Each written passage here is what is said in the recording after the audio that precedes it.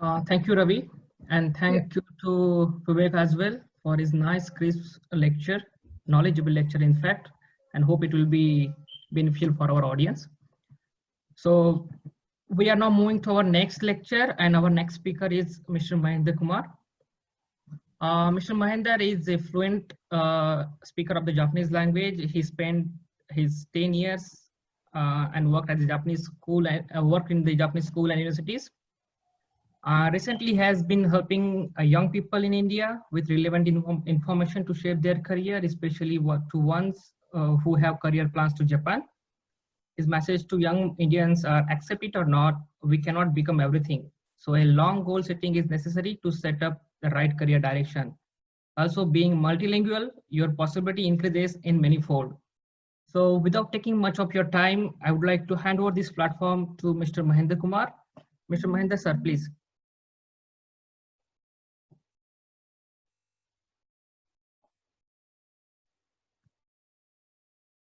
Sir, please unmute yourself.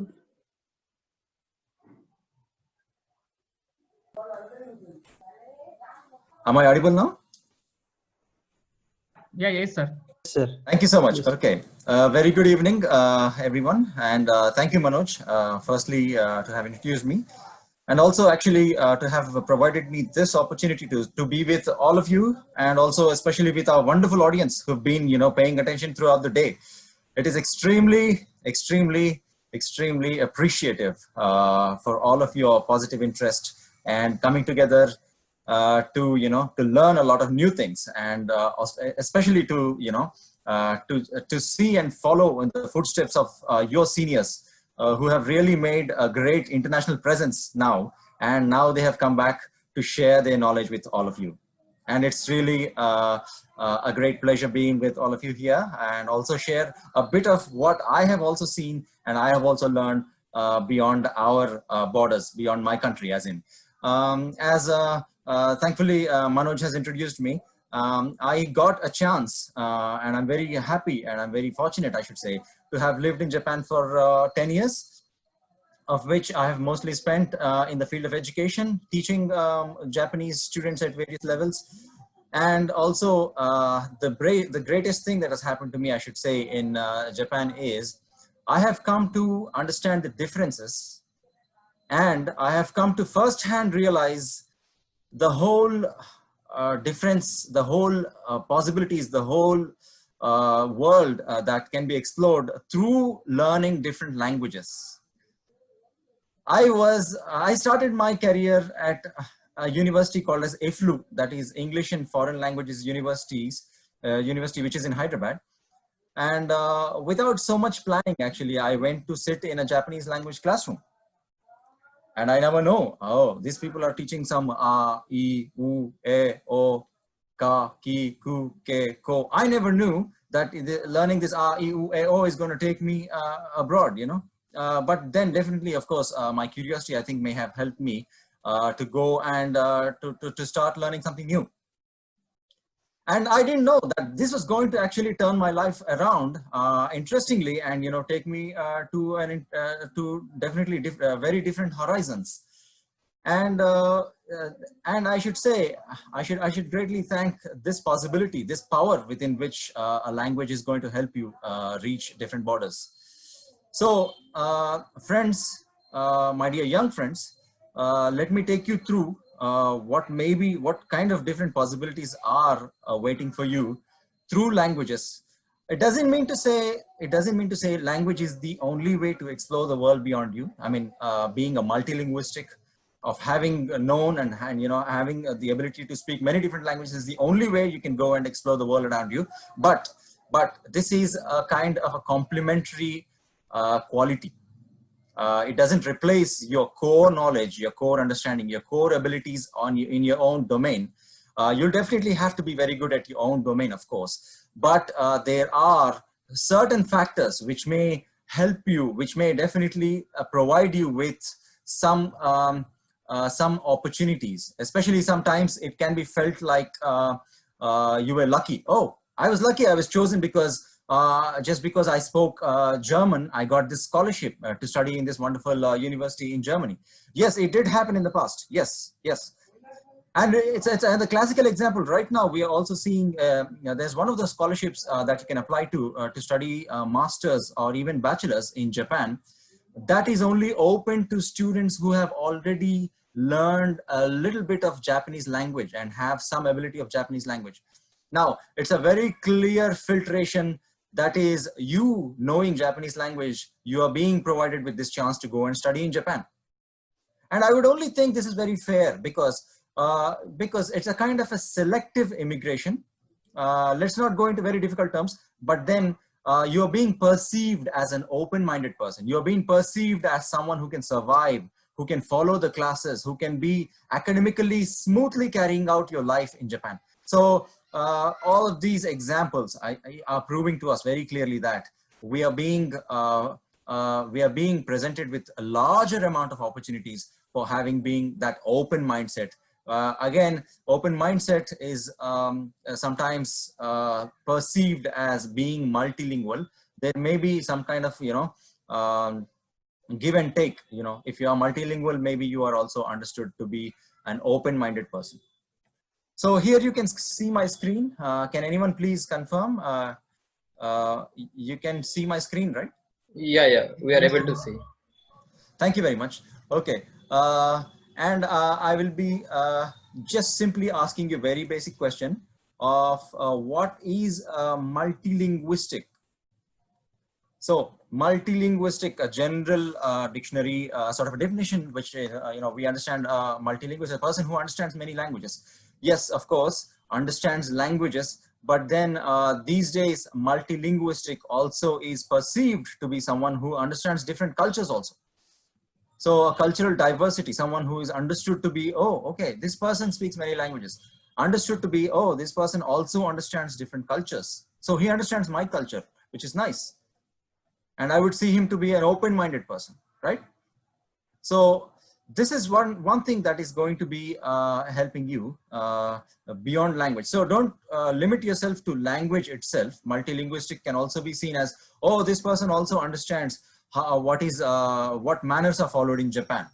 Oh, this person also understands how we greet each others and how we simply say thank you to each others, in a what manner. For example, in Japan, you don't say thank you, just looking at a face, but you would simply maybe a little bit bow a little bit, saying like, thank you, arigatou gozaimasu. You would make a small bow. So language will also bring you beyond just language, but language is also bring you into the sphere of understanding culture of other countries, right? That is where your possibilities increase. So another thing that I wanted to share with you today is just a short video, because I don't want to speak continuously. I don't want you to listen to me continuously, but I want you to listen to this guy who has proved himself to be what we are talking now, just the perspective what we are now talking. So I am going to share with you a small video. Please allow me.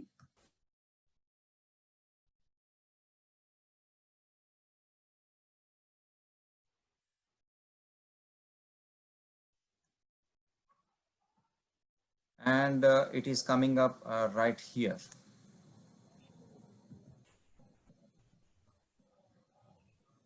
Okay, please allow me another second. I am going to pull it up. Right here it is. I hope you can see him. This person, he is named Ravi. Yeah. And he is quite famous. How old?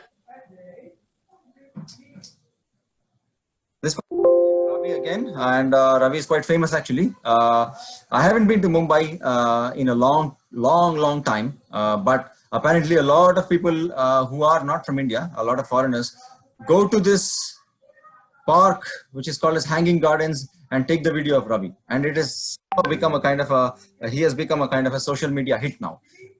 How old are you now? Now I am 15.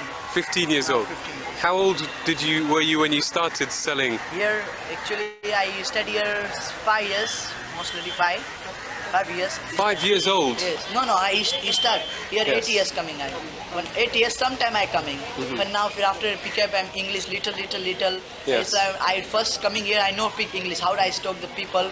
Yes. Hello, you want $1? Just I telling like this. Yeah. $1. And some people say how much? I don't know understand. Yes. This is my father's sister. He's a little bit 22 years old. Yes. And he's telling me how much is price. He's telling me Yes. in Hindi. He's asking how much is his coats.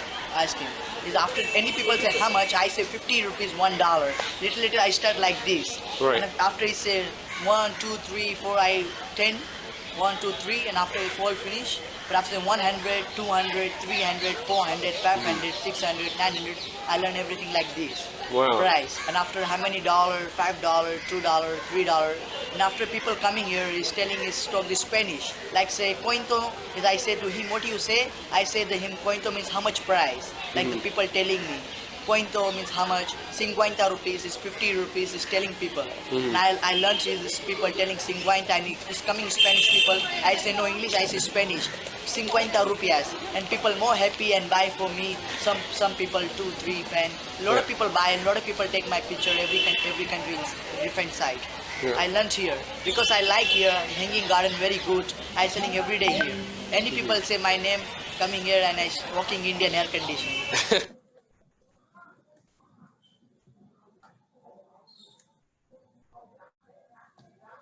I hope you enjoyed a very short video that I wanted to share with you.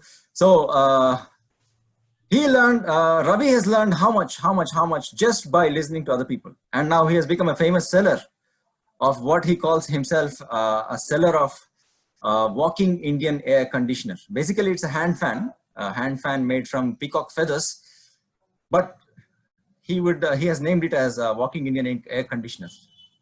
Apparently, a lot of people actually love to buy from him just because he replies back to them in their own language. So you can ask to him in Spanish, cincuenta, then he would reply to you. This is $1 or $2 or $3.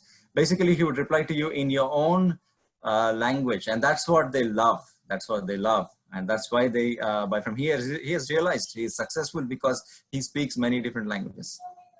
Now, a small example. Why I picked up this example is we don't need to be really going through great courses to start learning and picking up a lot of languages. Like these days, we are becoming the prey. We are becoming like a consumer from many different kind of coding courses. For example, there has been sponsored ads everywhere, they want to teach you this skill, they want to teach you that skill, they want to teach you this skill. So okay, a lot of things we will be able to learn from different mentors by different programs, which is also very good. But where is the beginning? The beginning has to be from you. Like this guy Ravi, the beginning has to come from you. The passion inside you, which is going to help you realize what you can discover, beyond your capability. Again, I'm going back to my my basic screen, and I want to take you to another slide. Some keywords, of course, it would be nice if you can listen to me while you're watching this, but of course, only if you can follow some words also, which is very nice. I just want to highlight some advantages of being multilinguistic because I'm speaking here and there, but here I want to speak only on 3 important points. Number 1 thing is explore beyond. That is, break your own limits. Actually, we never know what our limits are because the whole world surrounding us is influencing our thinking. So I'm looking at Milkha Singh, and I'm looking at Pullela Gopichand. I'm looking at PV Sindhu. I'm looking at these famous players, and I'm thinking these are the limits. Actually, they are the limits that have been set in my mind because I've been looking at them. But how about you? What are your limits? You never know what your limits are, but you'll have to start exploring those. You'll have to start pushing yourself in all the directions, how far, the way you can go. And now this is one example. Being multilinguistic actually helps you, puts you into that situation where you can test your own limit, right? Now, in that, I want to highlight one thing: utilize the potential that various other countries offer. Actually, being in a foreign country offers you this opportunity of testing your own limit. So I go to some country. Let's say I have lived in Japan first year, fine, okay, I have lived everything fine basically. But then second year, I have realized, oh my God, this is becoming very challenging. That is because first year I have survived because of being friendly. You know, everyone around me was very friendly, very welcoming. And then the second year, the expectations will rise, right? Just like in your own home. When you're a child, okay, you're being treated very nicely, very caring, and at the same time, once you reach your teenagers, yeah, the expectations from your parents go high. They will say, why don't you wash your own plates? Why don't you fold your own clothes? And why don't you put all of your books in their places? Basically, your expectations go up. That's the same thing. That's the same thing. This is a test to your own limit. Once you are in a foreign country, slowly your limits are being tested. And that limits you can only break being multilinguistic. You can actually explore what is beyond yourself. So that's one example. That's something that has happened to me. Number two is discover new things. So there is this social and psychological dimension. What I actually wanted to tell you is, now we read books that are presented to us in English, and we listen to speakers. Right now I'm speaking to you in English, right? And I could be talking to you in Hindi. Like, you know, maybe I'll be guiding you some things in the language that is familiar to you.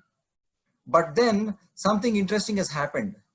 When I have listened to speakers in a different language, I have understood the same thing that I've known before in a new way. I never thought of, for example, I actually never thought of cooking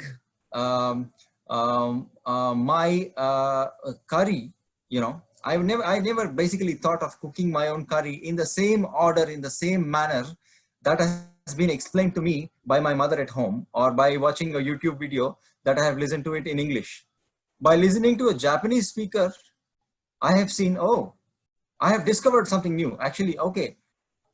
Then my curry has entirely become somewhat different now. It tastes something new, but at the same time quite exciting, you know.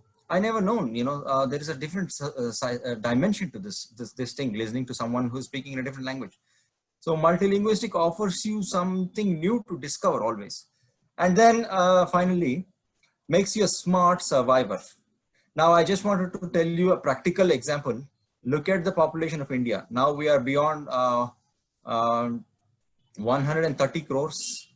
But look at various other countries who have huge potential, huge amount of money. They are already developed countries. They don't have enough population. They don't have enough young people to take over a lot of jobs, a lot of scholarships, a lot of educational and work opportunities. Basically, young people are seen to be the contributing people, right? We do job and we pay taxes. We study and we utilize the country's budget. Basically, it is a cycle of money which rotates inside, you know, the economy. And young people are required for any country to be stable, to be economically stable. But think about some countries which are now lacking population, and especially are not seeing any promises of having population increase in the next 20, 30 years. There is no promise. I can simply name, for example, Japan is one among them.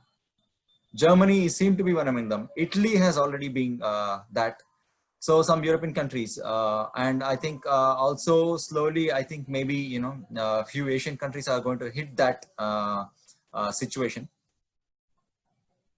Now let's practically think about this. How can we make this an opportunity? And Japan has been openly calling many young Indian people who are good at their own profession, who are good at their own subject, and who also know some Japanese language. You are welcome. You are welcome to take up some job. You're welcome to take up some scholarship. You're welcome to take up some educational course. You're being offered all these.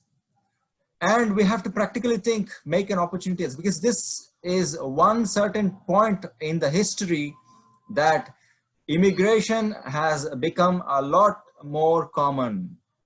It is very common now to go and do a foreign study. You know, I have done 2 years of master study in foreign country, 4 years of 3 years or 4 years of PhD study in a foreign country. It has become very common now. A lot of Indians are utilizing this potential, practically looking at so many countries which are offering scholarships. Let's look at it that way. And population decline is one of the key reasons. Actually, the basic reason is that. Apart from population decline, it's also because a huge educational budget is available in many developed countries. Huge educational budget for master studies, huge educational budget that offers you scholarships to take up your PhD studies. I'm sure a lot of mentors today have guided you through all this. So it is becoming maybe a little repetitive. So I'm going to go forward a little bit more and focus on how being multilinguistics actually puts you into some advantages. Okay, let's understand some difference. Now, you are being multilinguist. You think of yourself like I'm very good at different languages. That's okay. That's okay.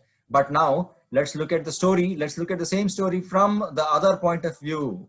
Let's look at your story from other person. Other person is thinking about you like you are a broad-minded person.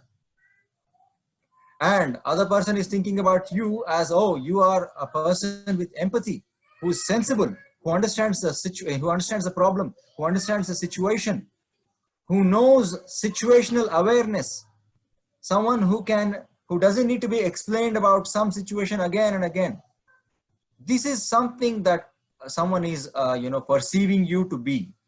You are being understood as an open-minded, a broad-minded person who can act, think in the right direction in any given situation. This is what fills confidence in other people to be with you. You know, when they are with you, they feel comfortable. They feel very, very connected and comfortable to you, right? And also, in some situations, they're also thinking you to have been ethically right, because you got a scholarship. Now you know how to utilize that scholarship. Oh, I got a scholarship. Now I can, not go to the school and simply take this scholarship and put this money into my pocket and just spend and, have some nice days and then suddenly escape to India. No. Multilinguistic person is perceived to be ethically right. You're being taught, you've been told, and you've been perceived like, oh, this person is definitely going to properly utilize this scholarship, this opportunity. And that is a person who is actually receiving the scholarship also, because they believe in you, right? Next, finally, modesty and respect. It is very, very basic. And if I, let's say, if I go to Nagpur now, or if I go to, actually I am from Hyderabad. I am from a small town near Hyderabad. It's called as Nizamabad. But now I go to Nagpur and I speak to different people. I say like, sorry, I don't speak Marathi. Sorry, can you please explain to me this in English? Does it make any sense? I go to a small village near Jalna. I go to a small village, maybe somewhere near Shirdi, because I went to Shirdi Sai Baba just for a darshan. And now I speak to someone and say like, oh, excuse me, can you tell me, can you please help me with, how to take a bus, how to take this train, where to get an auto? Does it make any sense? It doesn't make any sense. Being in Maharashtra, I'm being expected to know a little bit of Marathi at least, or speak to them in modesty, in respect. That is some very basic expectation. As I in the beginning also I told you, expectations are there when you go to foreign countries, and that expectations fall on your understanding of their language, understanding of their culture, understanding of their manners. And that is what modesty and respect comes into play.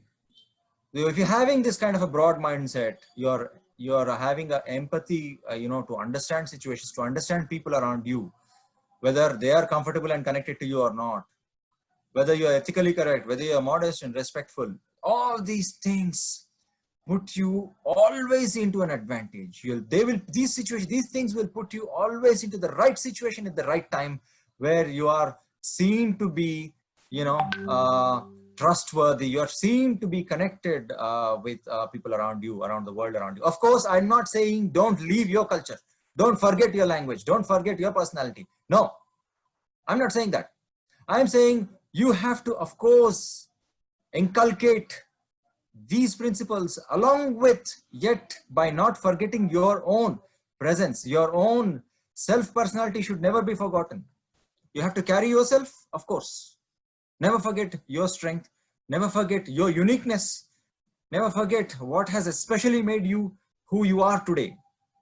But at the same time, still embrace and accept the differences. And that will make you a broad-minded person, a global person. This is a buzzword these days. We are calling everybody who is, who is a leader as a global-minded leader. Someone who is capable of embracing differences, who is capable of connecting, who is capable of managing a team around them or coordinating with a team around them who are all international people with many different cultures, many different languages.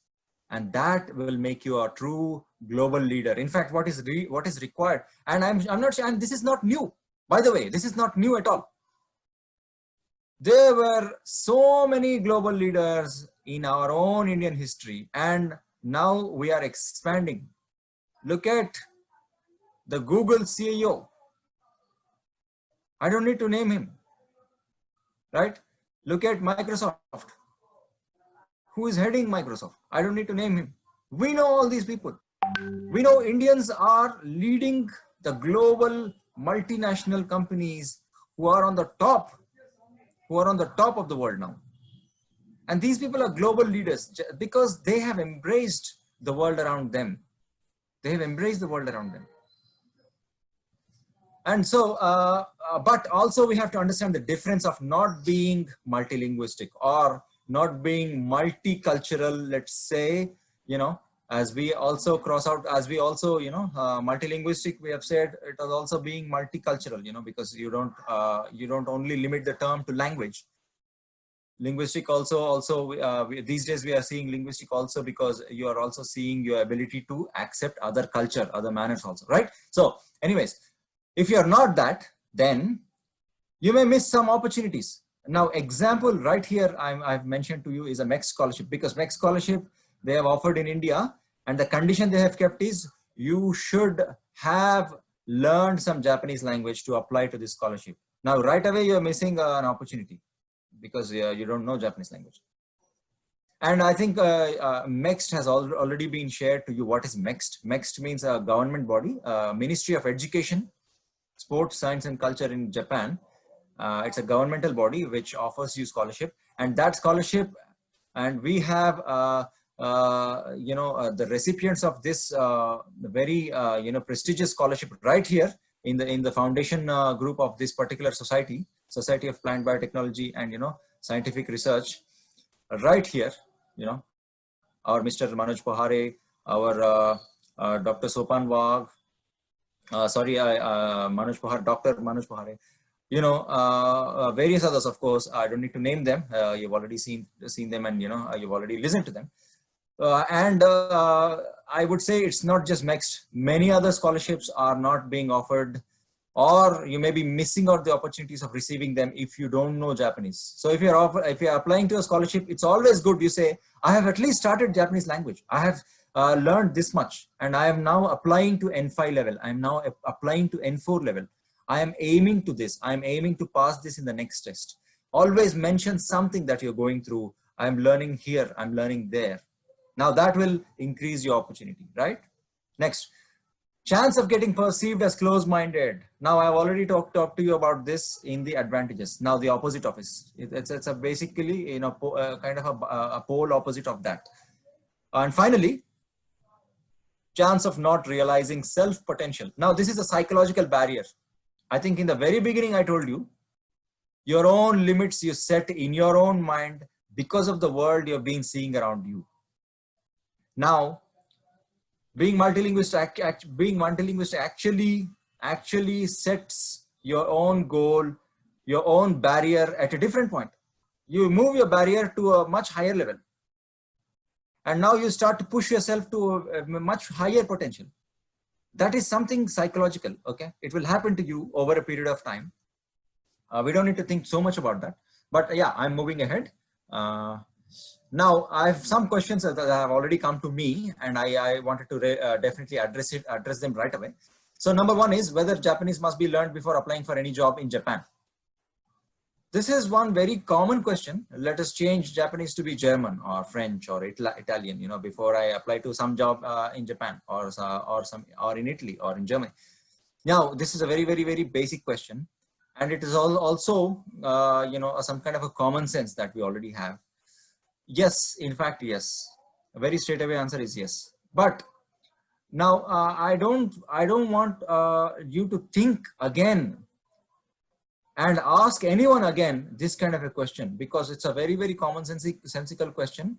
Let us be aware that if you're applying for a job in Japan, everyone is expecting from you, you know some Japanese at least. Of course, if you have reached some test levels, if you have passed a test and all, yeah, you're at a better advantage, of course. But now saying like, sorry, I don't know Japanese, I want to be still there, I want to go to Japan and apply for say, some job or some scholarship, but I don't want to learn Japanese, I will see later.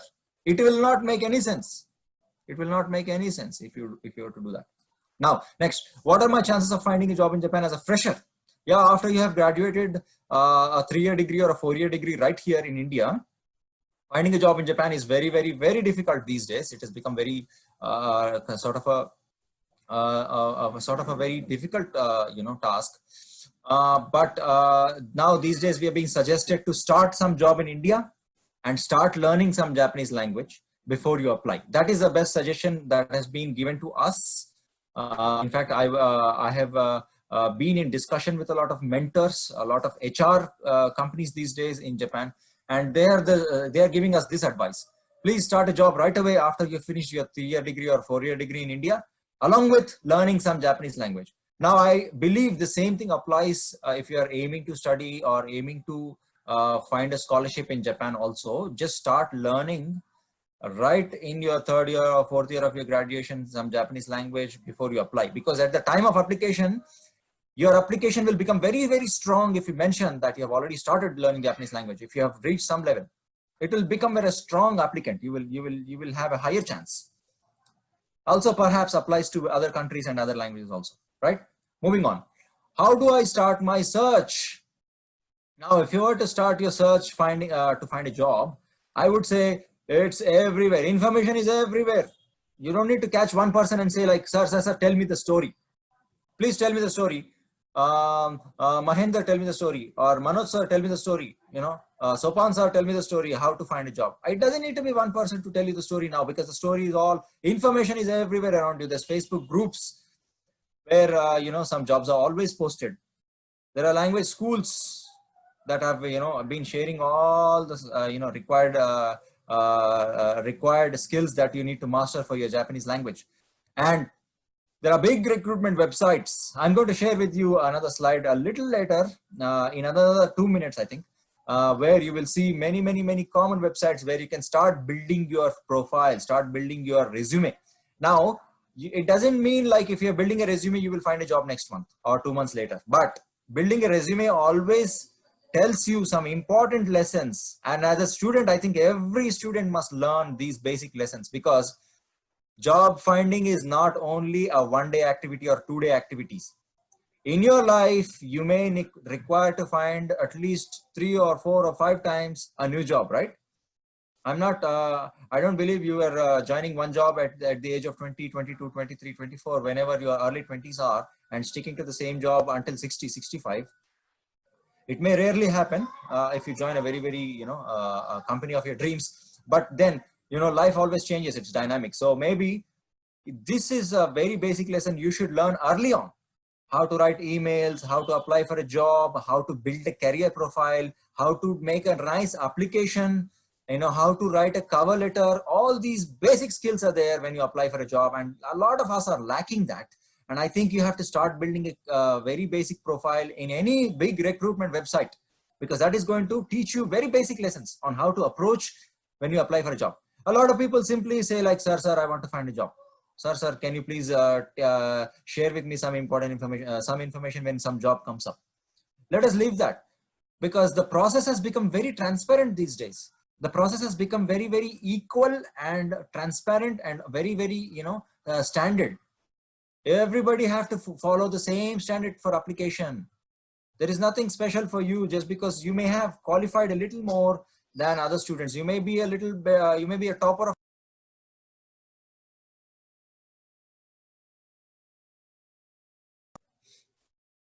Am I audible?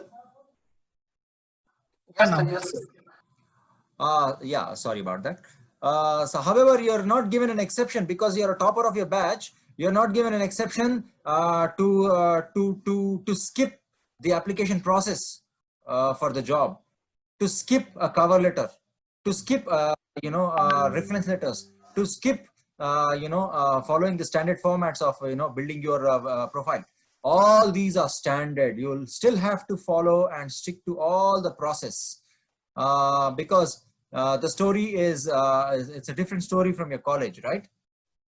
So at the end, by the third or fourth year of your college, please start learning these things. In Japan, this is what has been taught to a lot of university students in Japan. In the third year itself, they are being encouraged to go and attend open sessions, some company presentations, because companies will present to you how is it, what it is like to work with them. You will get to understand the work nature there. You will get to understand the culture of that company, what opportunities in your future, the growth opportunity it will offer you. What can you learn being in that company? What kind of workmates are there? How the culture is there? Whether it is very pressurized culture, very fast moving and productive culture, or a little more relaxed and creative culture. You will understand the ins and outs of that company when you actually go and being there. That's what I also encourage you, because I think I'm speaking to you a little more beyond being multilinguistic, but I'll excuse myself here and I will try to put you this point into my talk, because we got this opportunity to connect. Always connect with the world around you. It doesn't need to be just your college. Anyone you are speaking with, please ask them how is it in their company, how it is at their university. Any senior you talk, please explore, please talk and gather information about what is going to come beyond your college. Your college should be a springboard. Your college should be not a place to relax. Your college is a place where you will have to ignite, take off. A lot of people, a lot of us really think college is nice, college is cozy, comfortable, nice. अरे यार pressure नहीं है. मैं actually मस्त आता हूँ college को और घर जाता हूँ, and I'll have nice fun with my friends. Of course, you may also work hard, do good classes, do good reports, do good internals, do good practicals, and get very nice data. Everything is there, of course, but please be prepared, because we are lacking the picture which is coming ahead. We should be being preparedness of what is coming in the next few years has always put you at an advantage. It has been proved. This is what we have been going through. And the second thing I want to say, and that's the final thing about this particular thing I've been talking about, being preparedness about your coming years, is you have to have a vision of your short-term goal and a long-term goal. I told you in my message, not everything is possible. We are not, because right after college, of course, many opportunities are there. That's true. But then suddenly you shouldn't be at a crossroads having 3 or 4 or 5 opportunities. Arey main kahan jaun? Because we keep generally looking at this Facebook post. Facebook पे बहुत बार लोग लिखते हैं, sir मुझे यहाँ scholarship आई है, यहाँ ये कॉलेज में मुझे सिलेक्शन मिला है और ये जॉब मिला है, मैं कहाँ जाऊँ? यार ये अभी मेंटर को बहुत डिफिकल्ट हो जाता है. It's become very difficult to the mentor to tell you where to go, because the mentor doesn't know where your long term goal is. आप लाइफ में कहाँ जाना चाहता हो? Because you really have to know where you're going on a long term. What you're going to enjoy, only you will know, because you are the master of your ship. You're the captain of your ship. You will know where you're navigating in a long term. Of course, as a mentor, he can short term immediately evaluate and tell you what may be a little more, lucrative, or what may be a little more advantages because that college gives you a little higher exposure to, to greater things. Yeah, definitely such a thing can be done by mentor. Mentors do their best and honest job, but still you should have in your mind your long-term goal. And then you have to cross-verify this with your mentors, maybe when you're asking this question, right? So having a long-term goal is very, very crucial, and being prepared for the next following years is very, very crucial. Don't relax at your college. Please consider your college as a springboard, jump on it and take off. You have to take off, ignite and take off. Don't stop there, because this is not the place to stop. And I am also, because where do you start all this search and get connected and, networking, all these things, HRs and LinkedIn. I think HRs and LinkedIn, I think it is too early for you if you're a college student, but if you're not a college student, yeah, this is what is happening these days. You can connect to a lot of HRs on LinkedIn. LinkedIn is one nice platform these days. It is like social networking, like a Facebook is. However, it is more professional in nature. It will get you connected to a lot of company HRs. Directly, you can, connect with them, network with them, build a rapport with them, and slowly try to let them know who you are and what you are aiming towards. And then your application might become much more smoother, right? You will get noticed. And next, am I okay on time, or I think we'll have to, I'm limited on time now. I think 1 or 2 minutes, I'll wrap it up here. Okay. Now, yeah, business etiquette. If you enter into the world of business in other countries, if you actually go to a foreign country as a student, there is also a student etiquette. As a student, there is also some general culture you're supposed to follow. You're supposed to always follow, take your notes with you. You're supposed to also always be prompt in your reply, your emails to your professors. You're basically expected to, leave come into the class, leave out of the class with some basic etiquette is always there. But now I don't want to cover on that area because of the limiting of that of our time. Right now, there is something called as a unique selling point. Always remember, right here at your college, don't be just everybody, but be yourself. Don't be just like everybody. I mean, I don't mean to say like, not everybody is not good. Everybody may be good, of course, good in their own way. But you should be aware of what your unique selling point is. You're building your career, you're building your profile. At the same time, you're building your own uniqueness. Because after 4 or 5 years, they will ask you this at the interview. Okay, you have won your degrees, you have made very good academical results. You have also learned some good language. But then what is something special in you? What is something unique in you? You'll have to highlight yourself with that kind of a uniqueness. Don't take this as a very, something that will pressurize you. Oh, I don't have something unique. No, it will happen. You will discover slowly something that you're good at, something that people around you are appreciating that you are. Slowly try to cultivate that. I think people around you will appreciate you being that, and that will become your unique selling point. So unique selling point is one concept that is going to probably come to you in few years later in your life. So be prepared for that also. Okay. And then, yes, human qualities that are valued in a foreign country. Yeah.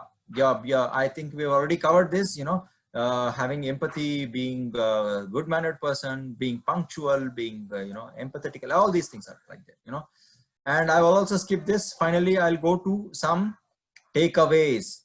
Now, if you are applying for a job, or if you're not even applying for a job, please go to any of these websites and start building a career profile of yours, because that will push you to think in the direction what is being expected of you in your future employees, in your future employers. Whoever your future employer is expecting these skills from you. What do you have? At least those basic questions will make you think, acha, whether I have this skill or not, whether I have this ability or not. So there's nothing harm, you may not find immediately a job here, but then it will at least make you think whether I am fulfilling the basic questions that are being asked to me on these websites. So simply remember maybe 1 or 2 words like careercross.com or daijob.com/English. This is the English version of that website, although the basic version is a Japanese version there. So, or jobsinjapan.com. Okay. Maybe you will also be finding these on the Google. Once you go to Google, just find a website in a foreign country. If I were to apply for a job, you will be able to see them. Okay. So let me bring this again. Let me just conclude this. I think I don't have time for the questions. Because I've already covered some basic questions that were asked to me earlier. Now I want to conclude on one point. Now, being multilinguistic, I just want to conclude that these days in brain research, we are being told that our brain functions if we have new abilities, to learn new languages in a much broader way. Our brain functions because there is some concept now these days, we're calling it as neuroplasticity. Because our brain, imagine your brain is expanding inside, so your brain will expand when you start learning new things, but don't give up. Okay, pursue your passion, pursue your dreams restlessly. Okay, continue to explore your own possibilities, continue to push yourself beyond your own limits, and that, I think, is going to expand your brain, is what we are hearing these days. So I just want to conclude with that small note, and also thanking my organizers today, thanking the organizers of this great platform and giving me this opportunity to connect with you. Thanks a lot again, and I'm passing this stage over back to the organizers. Dr. Manoj Pohare, back to you, sir. Ravi? Hello. Hello. Hello. Yes, Shrikant sir. Any question? Sir. Some participants asking questions. Dr. Manoj sir asking, what are the options available to learn foreign language in India? It means any institutes? Absolutely. Okay. That question. Thank you very much for that question. Yes. There are many institutes these days. There is actually limitless institutes now. And in fact, also a lot of people are offering to you many language courses online. That is, you can join online and continue to learn that language. Many apps available on your smartphones. You can install app and start learning languages. Many YouTube channels, YouTube channel, right? Because it's just like your TV channel. Now we have YouTube channels. And one YouTube channel I would like to especially highlight is called as Nihongo no Mori. Nihongo no Mori. Okay. Basically it says Japanese, it translates to Japanese tree. Nihongo no Mori. If you type in Nihongo no Mori or Nihongo, basically if you type Nihongo, you will see some channels. Just start listening to them from the basics, N5, always remember N5 is very low level. N1 is the highest. You will explore there. So do some self exploration there, please. Okay. Yes. Any more questions, please? Okay, sir.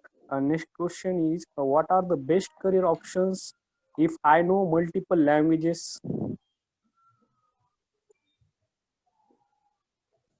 Yes, thank you for the question. If you know multiple languages, then I would say language itself won't make you anything, of course. Language, for example, to one part I can say, if you know multiple languages, just by knowing languages, you may be able to become a translator or an interpreter. But then translator and interpreter itself should not be seen as a permanent career, okay? Because I have been through that path. Right now, I work in the IT industry. Earlier, I was a full-time interpreter of Japanese language at a manufacturing plant near Chennai, a Japanese manufacturing plant. But then I would suggest it can be only a short-term job, maybe 1 year or 2 years or 3 years maximum. But then I would always say, please increase your domain knowledge. Definitely you will be good at some operations, let's say some manufacturing, let's say some researching, let's say HR function, let's say admin function, let's say finance or accounting, let's say some basic function, something that you that kind of some basic core function, along with that, language has to be your added skill. Language itself, if it's a skill, the basic skill, in a long term, I don't suggest to be in the market like that always. Okay, I hope that answers your question, sir. Yeah.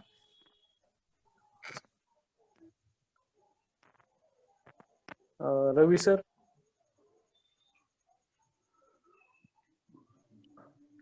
So hello everyone. I think For the question, and also we are to end of today's time also. So I would like to thank you, Mahi sir, for such a great and knowledgeable presentation. So hopefully participants have got much of the knowledge and they will act on it. So thank you so much for today being with us and spending some time for us.